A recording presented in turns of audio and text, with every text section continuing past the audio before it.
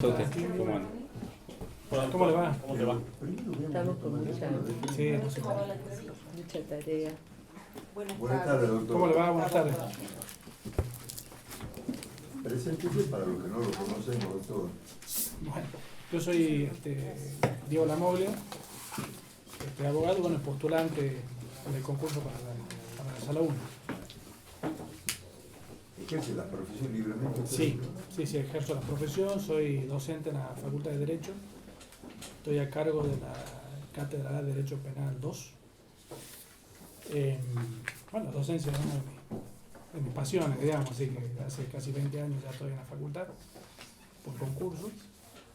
Y bueno, también despunto un poco el vicio con clases de posgrado, etcétera, etcétera. Soy docente en la especialización. A disposición de ustedes, doctor. No es la primera entrevista, doctor. Sí, Es la es primera. la primera. Ah, bien. Es la primera. Es el primer concurso mío también. Ah, He concursado también para fiscal de cámara, así que, bueno, cuando se resuelvan las impugnaciones estaremos acá de nuevo, si Dios quiere. está bien. Yo me abstengo de preguntar. Bien. Está a disposición de ustedes. Bueno, ¿qué tal? Felicidades. Muchas gracias. ¿Usted qué opina de la implementación de la pulsera electrónica? Ah, sí. A ver, como medida alternativa, hay que ver el contexto y para qué tipo de delito. Nosotros acá en Tucumán tenemos una crisis carcelaria importante, sale en los medios, entonces una alternativa posible, sobre todo para delitos de menor cuantía y para cuestiones que tienen que ver con violencia de género, en relación a restricciones de acercamiento, etcétera, etcétera, me parece una buena medida, en tanto y en cuanto el sistema funcione, porque si no hay un correcto seguimiento de eso, la pulsera electrónica lo único que puede marcar es determinados movimientos, si es que lo marca, digamos. Es un sistema que es burlable también. Se necesita una estructura completa para que funcione, pero me parece una muy buena medida. ¿Qué tal, doctor? ¿Cómo le va? ¿Cómo le va? Ante la inminencia de la aplicación del nuevo código procesal con Sí. el nuevo sistema, que es el sistema adversarial, Sí, quiero saber si usted está preparado, si ha perfeccionado, si está interiorizado sobre la aplicación del nuevo código. sí. Respecto a la preparación, bueno, el último curso que he hecho ha sido con los docentes de la Universidad Chilena de Hurtado, sí, que me pareció encantado, excelente. Sí me he venido interiorizando en la reforma desde mi participación en el Colegio de Abogados del año 2012 en adelante, como comenzó con examen y contraexamen de testigos, hemos hecho cursos, etcétera, etcétera, desde el colegio, y vengo repasando, digamos, inclusive las últimas modificaciones que se han hecho el viernes, en donde he encontrado inclusive algunas cuestiones que habría que repararse desde el punto de vista personal, ¿no?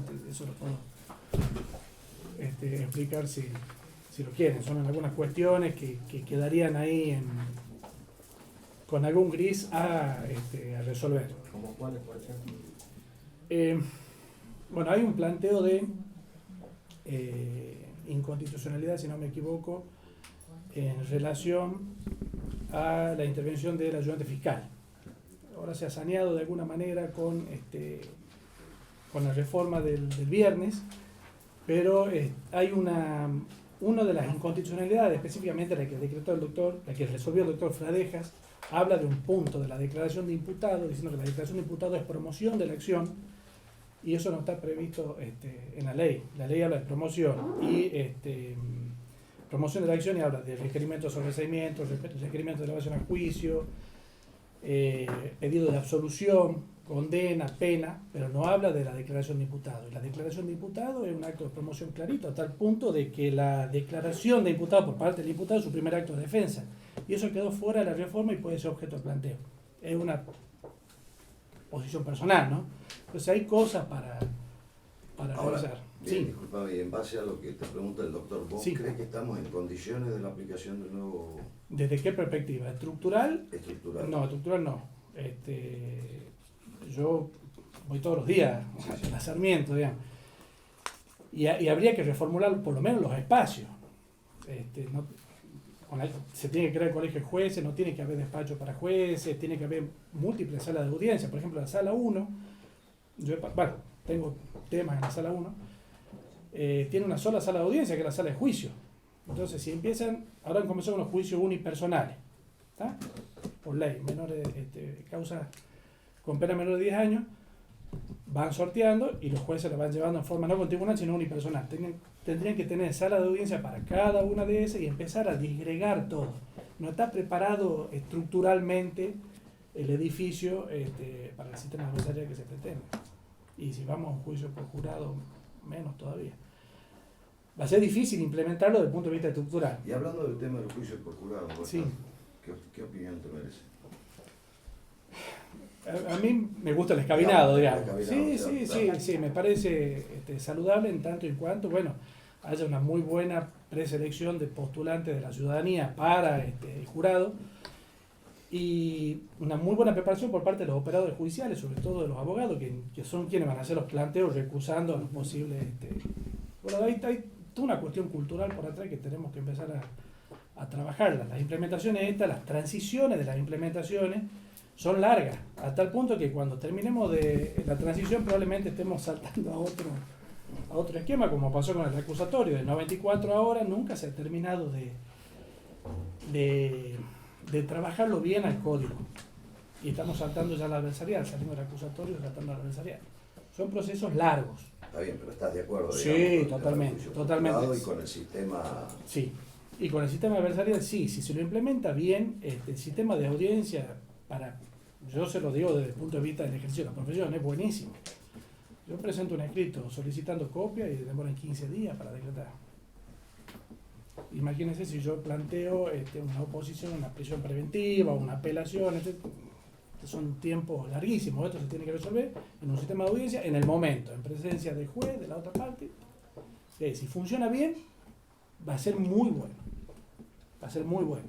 Pero bueno, hay que estructurarlo, pensar la implementación bien. ¿Y qué lo motivó a presentarse en este concurso y dejar la profesión tantos años? A mí me gusta mucho el ejercicio de la profesión. Y yo he tenido suerte porque de entrada me gustó penal y he podido encauzar casi toda mi actividad en materia penal, inclusive vinculándola a la facultad. Pero bueno, son etapas. Yo creo que puedo aportar más al ámbito penal ahora desde la justicia que del ejercicio. ¿Qué aportaría de novedoso? De novedoso, ¿desde qué perspectiva? Desde la que quiera. Desde la que Hay quiera. mucho para cambiar en el ámbito penal. Bueno, en principio, lo que pasa es que yo no quiero ponerme en situación de evaluación con los que están en la justicia. Yo no quiero decir que voy a hacer la cosa mejor que la gente que está, porque sé que trabajan mucho y a destajo. Pero toda visión, ya sea desde el punto de vista académico, desde la visión que puede aportar el que ha ejercido la profesión. Yo entiendo que los funcionarios y los magistrados y fiscales y defensores de carrera que tienen una muy buena formación tienen una base fuerte, pero el que ha ejercido la profesión también puede aportar desde la perspectiva que ha adquirido en los años que ha estado afuera. Es digamos, una visión tal vez un poco más abarcativa. Porque nosotros, estando del otro lado, bueno, usted doctora también ejerce, está del otro lado del mostrador, se puede percibir cuáles son, no sé si las deficiencias, pero las dificultades que tiene el sistema penal por el cúmulo de causas. Hay un marco de conflictividad muy grande en Tucumán, en realidad en Argentina. Los volúmenes, por ejemplo, yo estaba preguntando, para que tengan una idea de las dificultades, si me podían dar alguna estadística de cuánto. Dice, bueno, estamos cambiando el sistema doctor al SAE y tenemos un problema con la migración de las causas, entonces no tienen estadística de qué cantidad tenían de juicio abreviado. Es decir, son problemas estructurales que, bueno, hay que abordarlo. Eso por un lado. Por otro lado, el volumen de 1.500 causas en trámite y que la resolución llegue al 5%, indica que no hay una depuración previa, o que lo que llega no es lo que tiene que llegar, o que no hay una movilidad suficiente adentro de la sala o de la sala, porque en general es una problemática que está instalada en toda la estructura, en instrucción y en juicio. Hay una superabundancia de causas y bueno, hay muchos problemas de prescripción. Entonces, es toda una... Vos me decís, ¿qué puedo, qué se puede aportar? Bueno, la visión que tiene el abogado para el trámite de las causas, desde el punto de vista académico, bueno, la formación que yo tengo, que todos estos años la he ido cultivando, y bueno, ponerme a disposición del servicio de justicia para que haya justicia. Vos como juez, ¿qué harías? Vos estás marcando deficiencias. Perdón, no le quiero decir deficiencia porque queda... ofendo a la... No, está bien. Obstáculo, ponele. Obstáculos. Obstáculo. Como quieras cada vez. Vos estás marcando esos obstáculos Sí, en el servicio de la justicia. sí. ¿Qué harías vos en el caso de asumir como juez para superar esos obstáculos? Bueno, en principio, si yo me tuviera que hacer una idea, así, una suerte de cronograma de decir, bueno, ¿cómo puedo aportar yo en la sala? Primero, bueno, ponerme de acuerdo. En la sala que ya no va a ser después sala. Ya va a ser colegio de jueces, está bien, bueno. Colegio de jueces. Desde el colegio de Pero- jueces, si querés que vayamos ahí, vamos al colegio de jueces. Primero interactuar con mis pares para hacer un diagnóstico uniforme para coincidir en las problemáticas. Nosotros para poder solucionar un tema tenemos que saber cuál es y en profundidad y con precisión. Entonces, si nosotros tenemos un problema de volumen de causa, bueno, algo está fallando en la instrucción con el nuevo sistema si con los criterios de oportunidad, mediación penal, conciliación, no se me están depurando. No me puede llegar a juicio un robo de una bicicleta, que lo hay. No debería. Entonces, yo creo que en el colegio de jueces, si nosotros conseguimos diagnosticar, supongamos en la cuestión del volumen, cuál es el problema del volumen, podríamos trasladarlo a los otros operadores, Ministerio Público, etcétera, etcétera, para buscar la manera de que la justicia se agilice ahí y no llegue a debate, cosas que no deberían llegar a debate, que podrían tener una solución alternativa. Yo creo que la fortaleza de la reforma, hago una digresión a lo que me preguntaba, está en la solución alternativa al conflicto. El derecho penal y el proceso penal en sí están pensados como última ratio. Es decir, cuando las otras ramas del derecho no pueden resolver un conflicto, recién tenemos que llegar al derecho penal. Y el problema que tenemos hoy es que se comienza por el derecho penal. Sí, perdón. No. Ah. Quería... Aquí al doctor Julio. Bien. No. Se está pidiendo el uso. Ah, bueno, de la pero palabra. sí. No, yo- Está excusado. Gracias, doctor. No, siguiendo esa línea Sí, sí. que usted está planteando, doctor Lamoglia, ¿por qué cree que empezamos al revés? Es una cuestión, yo suelo decir que es una cuestión cultural. En la Argentina, como muchos países del mundo, hay una carencia de política criminal. La política criminal es, digamos, el diseño de políticas públicas a los fines de tratar con el delito. ¿Por qué empezamos al revés? Porque no se ataca las causas, se ataca las consecuencias. Y el derecho penal, es decir, tribunales, código penal, trabaja sobre las consecuencias, no sobre las causas. Entonces no hay un trabajo de política criminal a nivel nacional, ni siquiera hay un acuerdo político intersectores para decir, bueno, miren, nos pongamos de acuerdo. Si estamos detectando de que el 50% de las causas por robo son con personas que consumen estupefacientes, tratemos de que no consuman estupefacientes y vamos a bajar los niveles de robo. Pero es más fácil comenzar por atrás, criminalizar. Por eso tenemos las cárceles llenas. Y Sí, tenemos más por eso también va mi consumidores. pregunta. Es un problema de política criminal. Pero, perdón, ¿no? Sí. Pero usted también recién dio un ejemplo, el Ujú. robo de una bicicleta, Sí, y lo llevamos a un gran juicio. así es. Pero a ver, el robo de la bicicleta se puede solucionar de otra manera que no sea ese proceso judicial que lleva...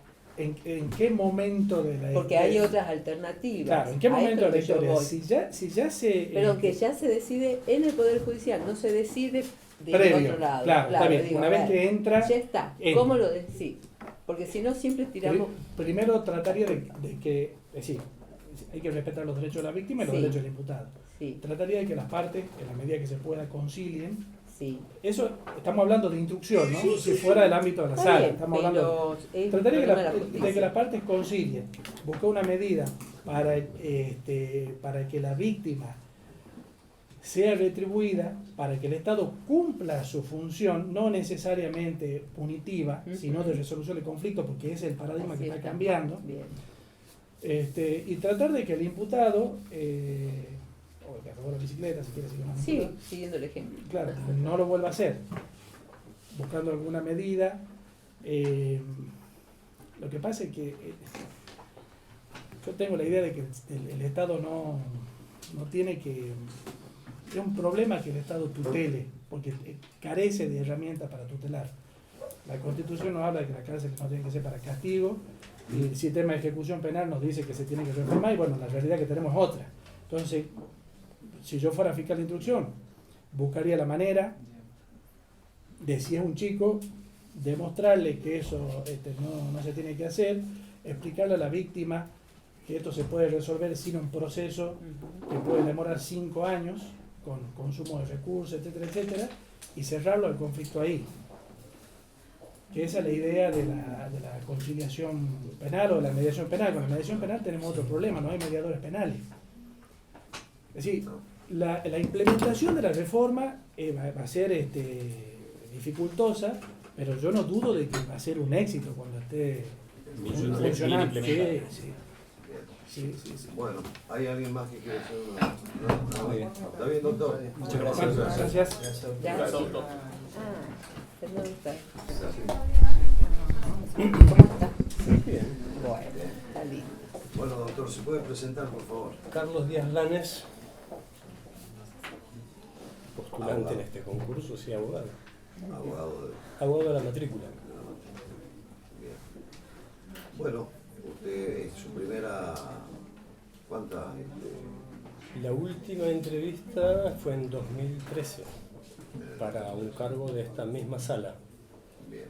que es el lugar, estuve cuarto. O sea, conoce la mecánica de la entrevista. Con otro consejo diferente, con Sí, con no, pero mecánico. digo en cuanto a que los Sí, está consejeros en el- pueden hacer cualquier tipo de En el pregunta, reglamento, lo que yo quisiera que se me aclare, señor presidente, es la presencia del consejero Faje, teniendo en cuenta que está excusado respecto del postulante Lamoglia, y creo que esto es un acto complejo donde todos los postulantes van a ser calificados. Entonces, la presencia del consejero Faje, si va a emitir su voto, No, creo es que decir, él está excusado y yo estoy excusado también respecto del concursante bien, COFE, o sea que no va a haber pero nos voto dijeron, ni ustedes no calificación. votan, Perfecto. como oyente que es porque tenemos Quería que se otra lo aclare, entrevista muy después. Claro. Quiero hacer una salvedad. Mi excusación tiene que ver respecto del concursante en la móvil, exclusivamente, no del concurso. Es que lamentablemente hay que considerar que este acto de entrevista, donde están los postulantes, la Moglia, Villagrana, los que siguen, es un acto en el cual, si usted emite opinión respecto del resto, también está opinando veladamente sobre el que está excusado. Considero que en orden a la transparencia del concurso debería usted Doctor, le aclaro algo. abstenerse de... Está bien, no quiero polemizar, no es mi intención le aclaro polemizar. algo, doctor. Las instancias ya están planteadas, después quedarán los recursos a aquellos lugares. Le aclaro algo, doctor. Bien, La excusación es con respecto a un concursante. entiendo que no. Cada uno, eso es lo que usted quiere entender, pero yo estoy Perfecto. diciendo cómo es el reglamento. ¿Cómo es el reglamento? La excusación es con respecto a uno de los concursantes. Cada uno de los consejeros tiene alguna causa de excusación, lo que no implica que se excuse con respecto a todos los demás y al concurso en sí. Si no, quedaría sin campo, sin consejo el concurso. El doctor Faje no está... ¿Usted lo recusó, el doctor Faje? Él se excusó. Con respecto al concursante en la móvil, no con respecto a usted. Bueno, Y por eso lo tanto, es- tiene yo creo toda que la- vamos a discrepar y podemos estar... Esto no es cuestión Otro de día. discrepancia. Sí, no, es cuestión de Pero reglamento. simplemente Bueno, así es la interpretación que hace el Consejo del Reglamento. Yo creo que puede tener una interpretación No, diferente. No sería abogado si no lo hiciera. Bien, de todos modos es una cuestión que no... ¿Algún consejero quiere empezar, doctora? Doctor, ¿por qué cree usted que lo motivó a rendir este concurso para dejar la profesión y concursar en la vocalía? Bueno, Hace un tiempo decidí concursar. Concursé 4 cargos, en 2 llegué a entrevista y después del último, de pasar un tiempo prudencial, considero que ha llegado el momento de presentarme porque creo que la implementación del nuevo sistema adversarial requiere de gente que tiene una idea, digamos, acabada de lo que significa implementarlo. Entonces, como me considero que reúno esas condiciones, es porque me presento, ¿no? Y me interesa estar del otro lado del mostrador en un momento en el que se necesitan muchos recursos calificados. Ese es el motivo por el cual me presento. ¿Cuáles son sus, perdón, ya que está hablando de sus méritos, cuáles son las virtudes? Disculpame, está... Sí, después le pregunto que siga. Le concede la introducción. ¿Cuáles son las virtudes que usted dice tiene para el cargo que está concursando? No hablo de ninguna virtud, una capacitación. ¿Qué perfil le daría usted al ejercicio de la magistratura? ¿Cuál sería su perfil en el ejercicio de la magistratura? A ver, hay que hacer una pequeña distinción porque estamos en un momento de transición, abandonando un proceso escrito y adentrándonos, si Dios quiere y todo va bien, en la implementación del proceso adversarial. En el proceso adversarial el juez no tiene que tener ninguna virtud extra. Lo bueno del proceso adversarial es que potencia la publicidad y el juez lo que tiene que hacer es estar en las audiencias. Desde ese punto de vista yo considero, porque tengo capacidad de trabajo, yo en el estudio trabajo 10-12 horas por día, personalmente.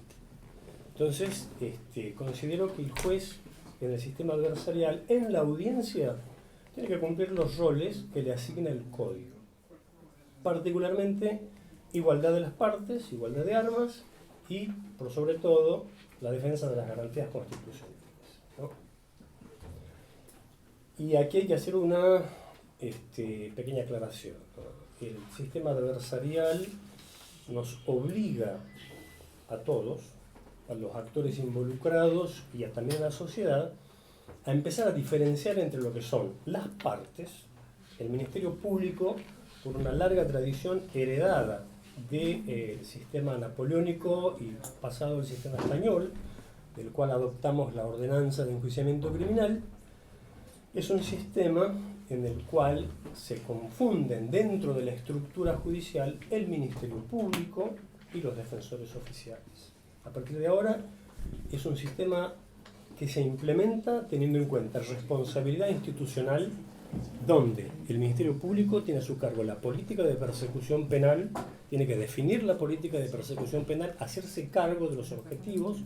La defensa pública tendrá que tener también objetivos en cuanto a la persecución penal diseñada por el Ministerio Público, y los jueces absolutamente prescindentes en la sala de audiencia, comunicando a la sociedad con la presencia en primer lugar y después el dictado de las sentencias orales, ¿no? Y esto va porque en algunas entrevistas se ha preguntado acerca de el rol de la justicia. La justicia ya queda absolutamente separada de las partes. Probablemente no se diferencie tanto en los procesos civiles, ¿no? Todavía quedan esta reminiscencia, pero en el sistema adversarial, jueces, Poder Judicial, parte Ministerio Público, parte Defensa Pública, ¿no? Entonces, incluso para mantener la imagen de la justicia, vamos a estar bien separados los roles, ¿no? Ministerio Público haciéndose cargo de los objetivos de perseguir la delincuencia y los jueces preservando las garantías. Eso me parece que es fundamental. No creo que haya que tener ninguna condición especial. Sí, las que tienen que ver con el cargo, independencia, imparcialidad, porque la imparcialidad asegura el derecho de defensa, ¿no? Y después virtudes republicanas como cualquiera de los jueces, honestidad, austeridad, transparencia, declaraciones juradas públicas, etc. Bien. Legislador. Sí, doctor. ¿Cómo implementaría usted en su gestión judicial el tema de la perspectiva de género? Eso es un tema que da para largo. Hagámoslo tema. más. Y a ver, cuando se le pide al juez que se ponga en una perspectiva, sea de género, de empresa o de lo que sea, se está haciendo un adelanto de parcialidad, ¿no? Yo creo que la Convención para eliminar la discriminación contra la mujer y la Convención para erradicar toda forma de violencia obligan al Estado a ir adoptando medidas de prevención, medidas que impidan hechos de discriminación y de violencia, y el castigo pareciera que queda en manos del Poder Judicial, ¿no? Entonces, yo creo que hay que ser muy prudentes. Los hechos de la causa son los que van a mandar. Góngora es un fallo que ha sufrido ya bastantes embates de distintos puntos de la doctrina y de la jurisprudencia. Creo que hay que analizar caso por caso. La mujer tiene derecho al juicio, no obligación. Hay fórmulas de reparación alternativas. La suspensión del juicio de prueba no es una salida no punitiva. Las reglas de Tokio, y en eso todas las normas del sistema internacional de derechos humanos tienen que estar interpretadas armónicamente, y se puede establecer medidas de prevención el Ministerio Público en primer lugar, porque es el primero que tiene contacto con la víctima. Entonces el Ministerio Público solicitando las medidas de restricción, de acercamiento, las medidas de protección, el Poder Judicial poniendo a disposición los equipos de apoyo interdisciplinarios, psicólogos, asistentes sociales, que hagan su trabajo en terreno, en la casa, no haciendo informes sentados en una oficina, y de una manera proactiva, ¿no es cierto? Y los jueces analizar el caso y evaluar los hechos, ¿no? A veces las mujeres, además hay que analizar, no todas las formas de violencia son tan terminantes. A veces las mujeres quieren recomponer relaciones, a veces no es conveniente, entonces serán equipos profesionales capacitados. Los jueces creo que no tienen competencias para establecer desde el punto de vista de la psicología o desde el punto de vista de la terapia sistémica familiar, si una familia puede recomponerse o no, si hay síntomas de que puede haber nuevas agresiones.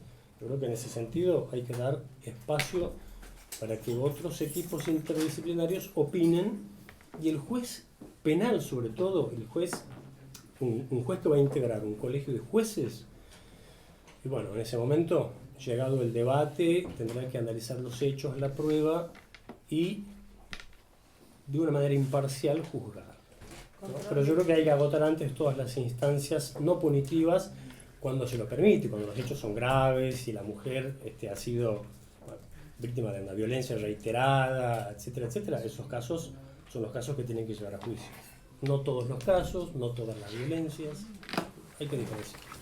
O sea que, digamos, en este sentido usted diría que depende de cuántas veces ha sido sometida una mujer a violencia. No, yo no diría nada. Yo, a ver, porque dice violencia reiterada. Eso, o sea que eso lo podrá decir. No, le estoy preguntando, por favor. Usted está deduciendo. No, le estoy preguntando, no estoy deduciendo. Yo estoy diciendo que sí, para usted, un caso de violencia no merece igual tratamiento si no tiene violencia reiterada. Creo que todos los casos tienen que ser analizados. La reiteración es un factor. Creo que hay otros factores que tienen que ser analizados también. La dependencia económica de la mujer, la existencia de hijos, o sea, la posibilidad que tiene el hombre de mantener, la posibilidad de recomponer la relación. Hay parejas que se pueden recomponer, hay parejas que no se pueden. Eso es, reitero, es materia de equipos especializados. Los jueces no tienen que entrar en eso. Los jueces, es más, los jueces del proceso adversarial son jueces del debate. Escuchan lo que dicen las partes, escuchan la pretensión de acusación fiscal y escuchan a la defensa. Y el juez, en su rol de tercero imparcial, después tendrá que tomar una resolución, pero los que presentan el caso son los fiscales y los que defienden son los defensores. El juez no tiene ningún rol activo, juez de sentencia. Diferente al juez de la etapa preparatoria, ¿no? Ahí habrá que requerir otro tipo de medidas y ser un poco más proactivo. Tal vez, perdón, solo para aclarar lo que dijo el postulante, él está hablando de estándares que da la Corte Interamericana de Derechos Humanos para evaluar porque no toda violencia intrafamiliar o violencia es violencia de género.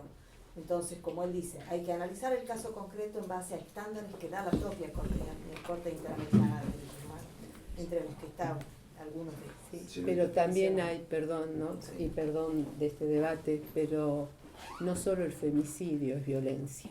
Yo creo que eso también debe quedar claro, ¿no? No es mi yo intervención entiendo. no es a los efectos de polemizar, sino darle a conocer a quienes no ejercen el derecho perfecto, penal. No, era solamente una acotación. Le quería hacer una consulta, doctor. Además de trabajar tantas horas, ¿qué más le gusta hacer? Yo ni sé. Ni sé, porque estoy sábados y domingos en el estudio. Mis amigos me llaman y no pueden creer. Mi mujer no me cree. Bueno. Eso es grave. ¿Hace otras actividades además de su trabajo específico en el estudio? Básicamente trabajo de abogado, no llegué a otras actividades muy limitadas. Me encantaría leer, tener tiempo para la literatura, para leer ensayos políticos. ¿Qué le gustaría leer? Y me gustaría leer clásicos. Leer clásicos que tienen que ver con la construcción social, por ejemplo. Y algo de actualidad también. Bueno. Yo tengo una última pregunta. ¿Qué opina de los auxiliares de fiscales que están actuando como fiscales y su nombramiento discrecional? A ver, es algo que ha sido debatido ya y decidido por algunos jueces, tolerado por otros. Las situaciones de emergencia no son buenas porque son reiteradamente alegadas para justificar situaciones que no son justificables. Yo considero que todos aquellos que aspiran a ejercer funciones constitucionales tienen que pasar los filtros que la Constitución establece, ¿no? Yo calculo que la decisión acertada es la que declara la inconstitucionalidad de las funciones de acusación plena en manos de los auxiliares fiscales.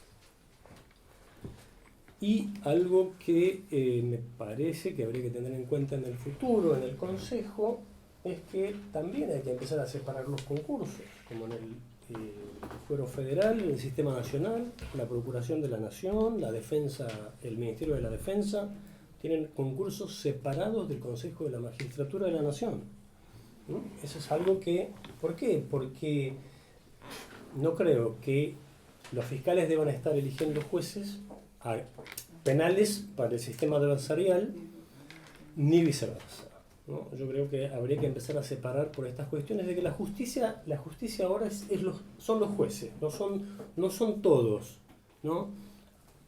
Ha habido una tradición cultural de estar juntos en el mismo edificio, ser compañeros de trabajo, pero hoy hay que empezar a separar, señores, las partes allá y los jueces acá. Y creo que eso es algo que... y concursos múltiples, porque cuando se trata de colegios, yo creo que son varios los concursos múltiples, así que los legisladores creo que tienen que empezar a tener en cuenta que no hay ninguna razón, hoy sí, porque esto de las nominaciones y de los cargos que están, digamos, delimitados en la ley, tantos jueces de cada nominación, es un corset que impide realizar concursos múltiples, pero en el futuro, si van a haber jueces de colegio, 5 o 10, que se presenten y se suplen muchas dificultades de esa manera. Bien. ¿Hay alguien más? Gracias, doctor. Gracias. Doctor.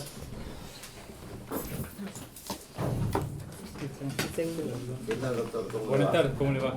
¿Qué tal? Bueno, Buenas tardes, ¿qué tal? por haber llegado a esta instancia. Muchas Esta gracias. no es su primera entrevista, ¿no? Segunda.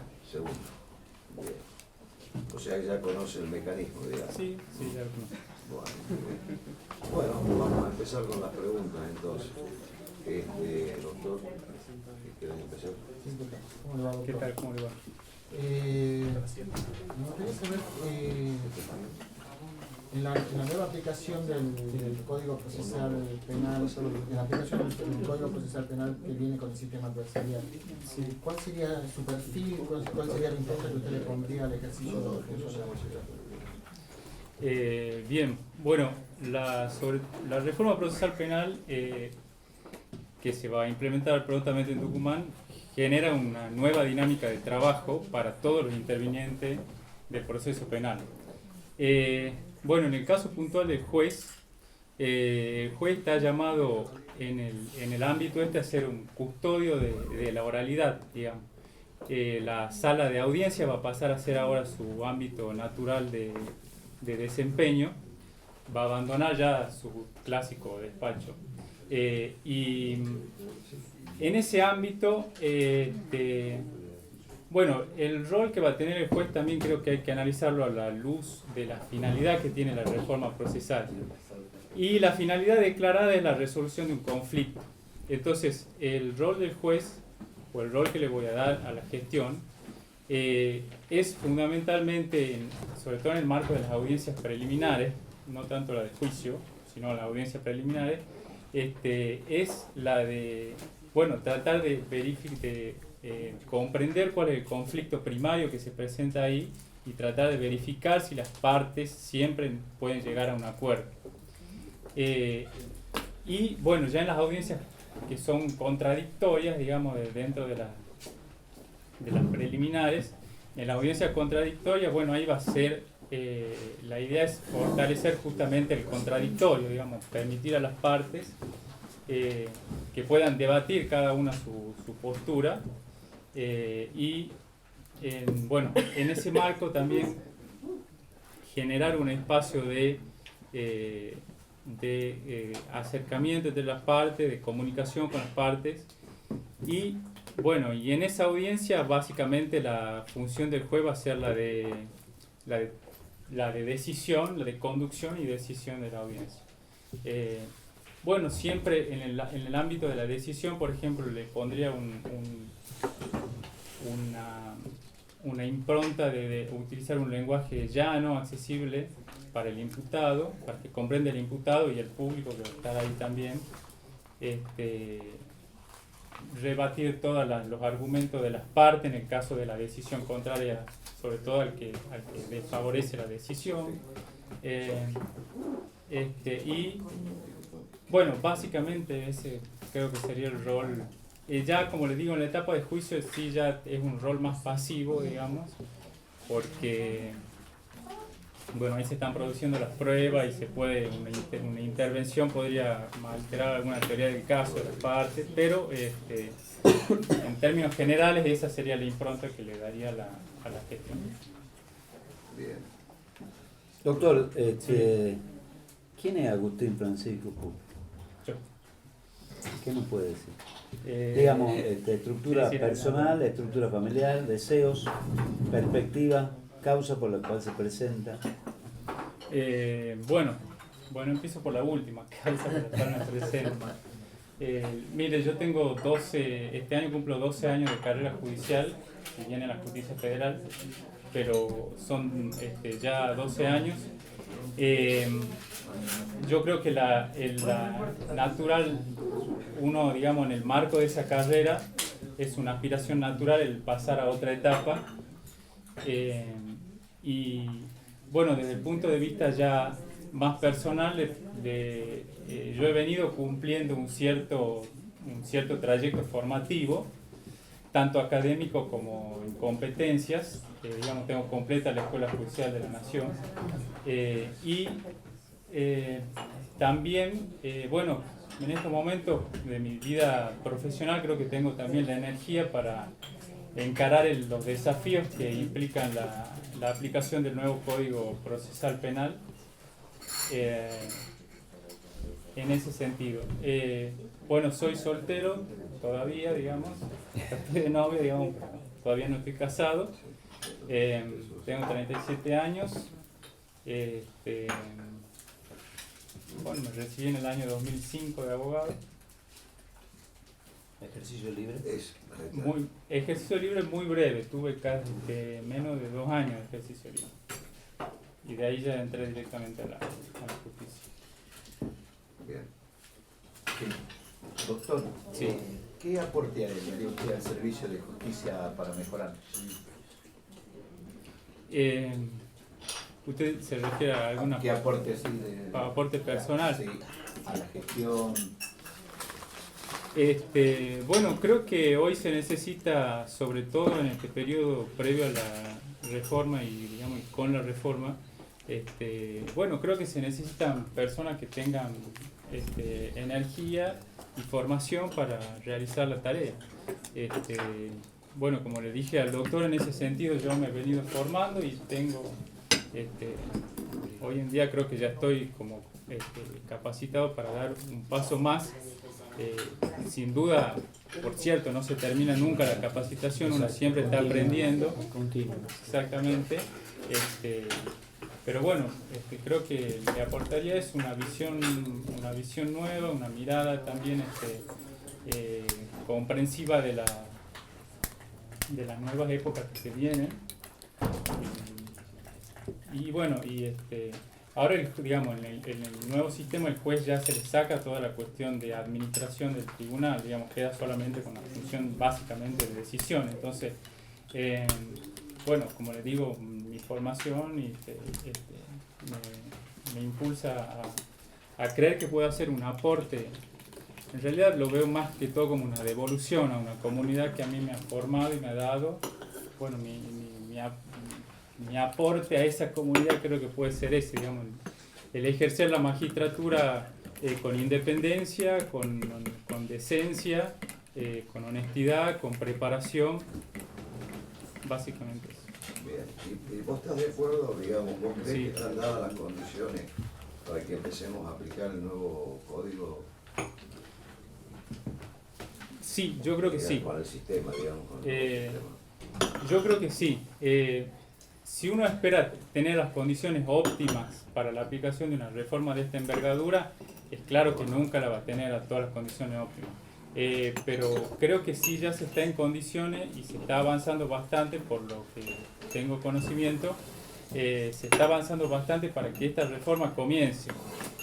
Por supuesto se verán cosas que en el transcurso mientras se aplique se podrán ir aceitando, perfeccionando, pero en términos generales creo que sí, creo que ya están dadas condiciones y creo que también es una decisión política muy clara y que hay que cumplirla, digamos, la decisión política esa. Doctor, ¿alguna pregunta más? Por mí está bien. Por mí está bien, digo. Muy bien, doctor, gracias. Bien, muy bien. Bueno, ¿se puede presentar, doctora? Bueno, yo soy Fanny Siriani, soy abogada y trabajo como relatora en la Cámara Penal en la Sala Quinta. Ah, bien, ahí fue. Ahí. ¿Integrada por? Por la doctora Juana Juárez, el doctor Fabián Fradejas y la doctora María Alejandra Balcázar. ¿Qué opinas del fallo Fradejas? A ver. Perdón.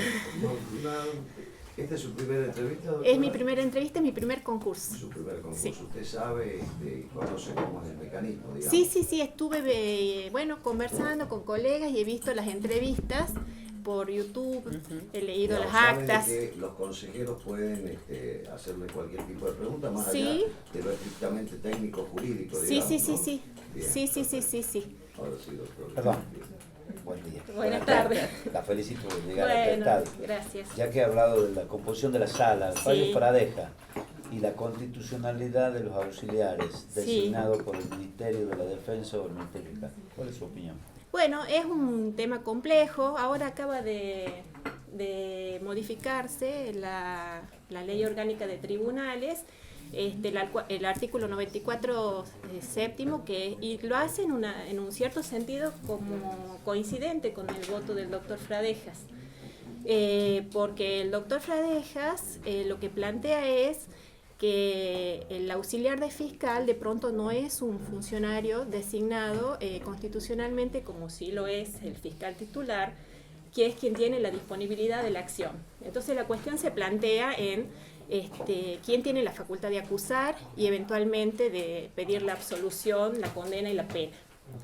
El fallo Fradejas surge a partir de un planteo de la defensora oficial que justamente se agravia de eso. La resolución, la primera resolución del Ministerio Público, que es la 2 del 2018, limitaba las facultades del fiscal auxiliar a cuestiones de trámite y justamente lo excluía de la facultad de pedir requerimiento de elevación a juicio, de pedir dentro del juicio oral, pedir una acusación alternativa o una ampliación de la acusación y pedir la condena o el sobreseimiento. Sin embargo, cuando llega este auxiliar fiscal, lo hace, digamos, con la segunda resolución donde ya se habían ampliado las funciones del funcionario auxiliar. Y bueno, el doctor Fradejas lo declara inaplicable al caso justamente por el tema de la constitucionalidad de la facultad de disponer de la acción y de la facultad de acusación que es propia del fiscal titular. Pero no me importa la opinión de Fradejas, sino la suya. Yo coincido con la opinión del doctor Fradejas. Pero sí considero de que, bueno, en esta etapa de transición en la que está el fuero penal para la implementación del nuevo sistema adversarial, estamos en un déficit de funcionarios y que entiendo que la coyuntura exige la incorporación de nuevos funcionarios, de nuevas que puedan llevar adelante, porque yo particularmente que estoy en una sala, doctor, que ya está transitando esta etapa de juicios tanto por tribunal como por juez unipersonal, es una sala que está trabajando de modo intensivo. No hay lugar en la agenda, se trabaja a la mañana con juicios con el tribunal colegiado y a la tarde se está trabajando con los juicios unipersonales y la verdad que tenemos un fiscal titular y no da abasto. Entonces, por lo menos, yo creo que la figura del auxiliar, del fiscal auxiliar, viene a salvar mínimamente lo que son los juicios abreviados, lo que son las suspensiones de juicio a prueba, que también se desarrolla una audiencia, porque el tribunal para poder tomar la decisión es necesario que tenga contacto directo o de visu con el imputado. Y bueno, por lo menos transitoriamente, hasta que se defina la situación, ante la ausencia, en primer lugar hay tres fiscalías que están sin fiscal titular, y entonces viene a suplir, digamos, una necesidad de esta etapa transitoria, que es la de poder llevar adelante todo este régimen transitorio de causas hasta que se defina, digamos. Perdón, para terminar, para terminar el concepto. Sí. Hay una cuestión vinculada a la urgencia que está planteando usted, que aparece como razonable.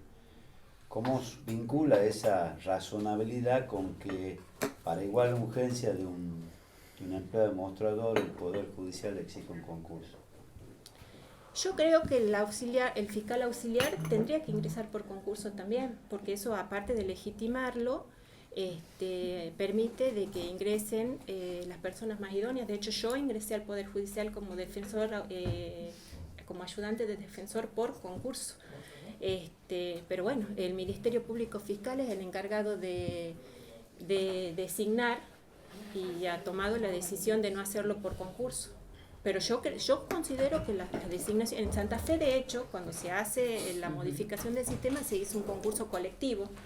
Y sí, yo considero que lo mejor es eso, para que sean designados con transparencia, con legitimidad y para garantizar la mayor idoneidad. Gracias. Doctora, sí. Usted ha mencionado varias veces la palabra legitimidad. ¿De qué forma cree usted que el Poder Judicial actualmente, en la coyuntura que estamos, debería legitimarse ante la sociedad? Bueno, hoy en día el Poder Judicial está muy cuestionado. Yo creo que mucho de eso tiene que ver con la imagen que a la sociedad le muestran los medios de comunicación. Yo particularmente en mi función, yo he trabajado antes de ingresar al Poder Judicial como abogada litigante.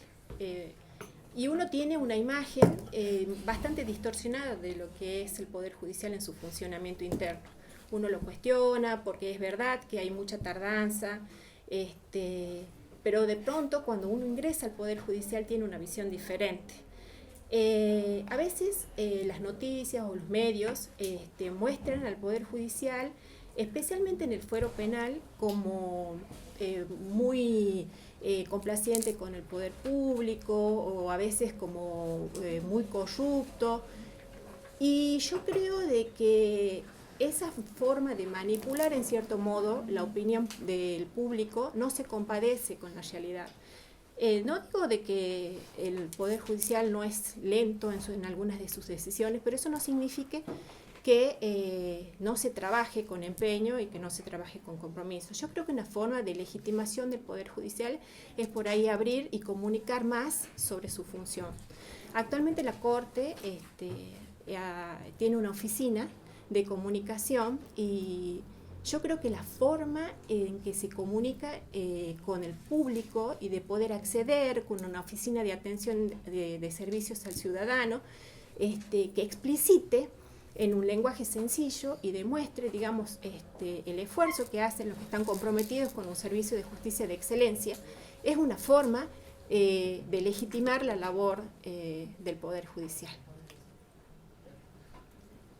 Doctora, ¿cómo está? ¿Cómo le va? ¿Qué opinas de la prisión preventiva?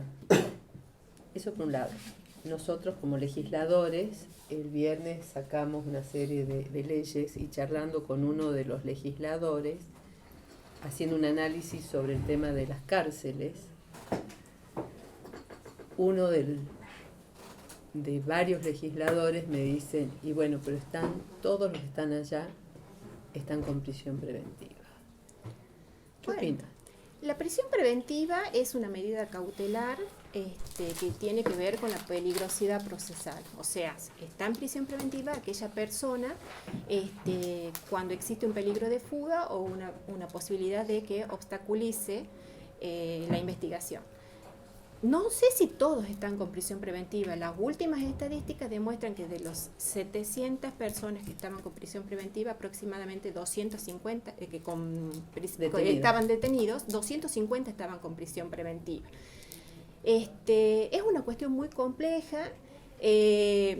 La persona que está con prisión preventiva, si bien tiene el derecho, porque así lo dice nuestro código procesal, porque así lo dice los pactos internacionales de transitar el proceso en libertad, no todos los derechos son absolutos. O sea, también existe un derecho, por un lado, de la víctima a que su juicio termine, a obtener un resultado de ese proceso, y el juez también tiene el compromiso, no solo con el imputado, de que llegue, de que se cumplan sus derechos constitucionales, sino también que se cumplan los derechos constitucionales de la víctima. Entonces, en esa ponderación de derechos, a veces es necesario mantener a la persona privada de libertad justamente para que, llegado el caso, no se obstaculice, no se obstruyan las pruebas y eventualmente se lleve a cabo el juicio. Hoy en día están llegando a juicio oral procesos que han tenido una instrucción de 6 meses. Entonces, de algún modo, y hay imputados que han tenido reiteradas fugas en otras causas, y lo que obliga al tribunal a tomar medidas para poder garantizar, digamos, el proceso. Y en esas estadísticas que usted recién nombra, ¿de qué tiempo estamos hablando de prisión preventiva de una persona? Bueno, los tiempos son distintos. Tiene que ver con el grado de complejidad que tenga la causa, porque de ello va a depender el tiempo de la investigación. Hay prisiones preventivas que se fijan por un mes, hay prisiones preventivas que se fijan por 60 días, hay prisiones preventivas que se fijan por 6 meses.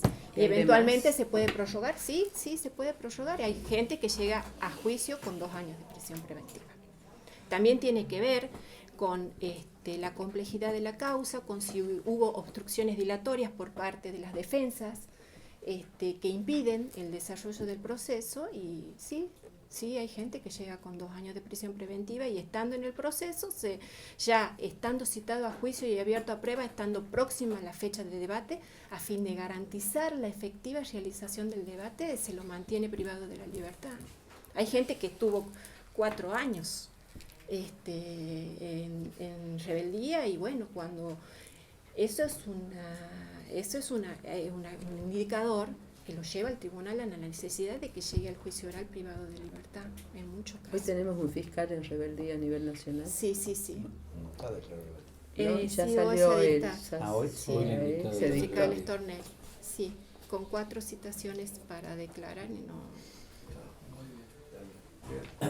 ¿Alguna otra pregunta? No. Muy bien, doctora. Gracias, bueno, doctora. Muchas gracias. Que estés bien. Bueno. ¿Qué tal, doctora? ¿Cómo estás? Felicitaciones por haber llegado a esta instancia, doctora. Muchas gracias. Su primera entrevista, segunda, tercera. Cuarta, creo. O bueno, quinta o sexta, porque en otras oportunidades también, sí. Claro, usted conoce bien el mecanismo. Digamos. Conozco el mecanismo. Pero siempre nos sorprende. Así que... Esperemos que para bien. Sí. No, ¿qué opina del mecanismo? Y el mecanismo me parece muy interesante porque es un mecanismo dispuesto por la ley y que nos permite a nosotros, que somos concursantes, legitimarnos, digamos, para acceder al cargo. ¿Usted tiene tranquilidad en cuanto a transparencia, seguridad? Totalmente, si no, no estaríamos concursando. Creo que todo lo que concursamos es porque creemos en el sistema. ¿Y usted es funcionaria o...? Yo soy, me desempeño, bueno, en un tiempo, 13 años, más o menos 13 años, ejercí libremente la profesión, luego ingresé al Poder Judicial por concurso como ayudante de fiscal y trabajé en una fiscalía de instrucción y luego, bueno, gracias a Dios fui ascendida y estoy en este momento como prosecretaria en una fiscalía de Cámara Penal.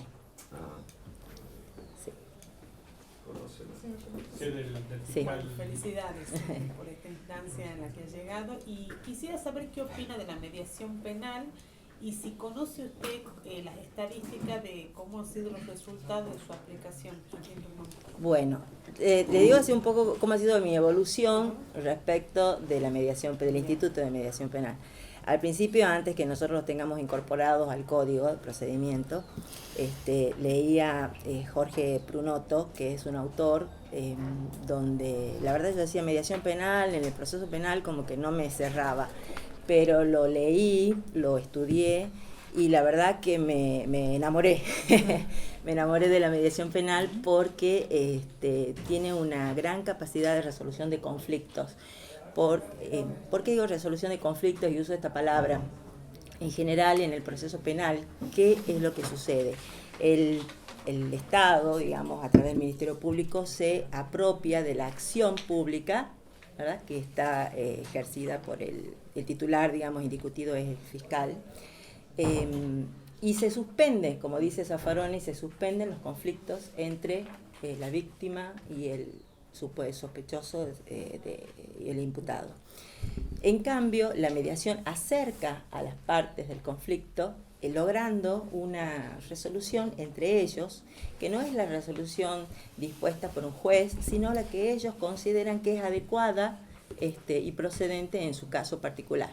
Muchos casos se dan a veces por acumulación de pequeñas actitudes, quizás con el vecino, tenemos muchos casos, ¿verdad? En el fuero penal se dan denuncias porque el vecino deja el auto en un lugar o porque capaz que cuando barre deja la basura en un lugar, y bueno, y como somos seres humanos apasionados, a veces esas diferencias se van exacerbando y se llega a un punto donde ya deja de ser una simple discusión y a veces pasa, digamos, a los hechos, que vienen lesiones y ya no solamente de uno, sino que se empiezan a intervenir en ese conflicto personas que quizás no tenían nada que ver y se hace vecinal mucho más grande, ¿no? Entonces, me parece hermosa la mediación penal para este tipo de resolución de conflictos. Ahora,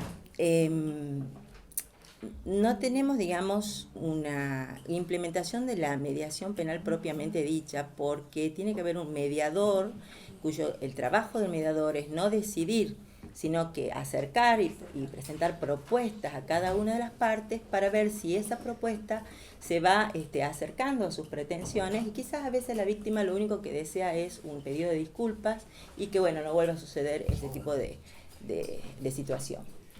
Así que la verdad que yo voto por la mediación. ¿Cómo le va, doctor? ¿Qué tal, doctor? Viendo que usted trabaja dentro del Poder Judicial, obviamente conoce defectos y virtudes.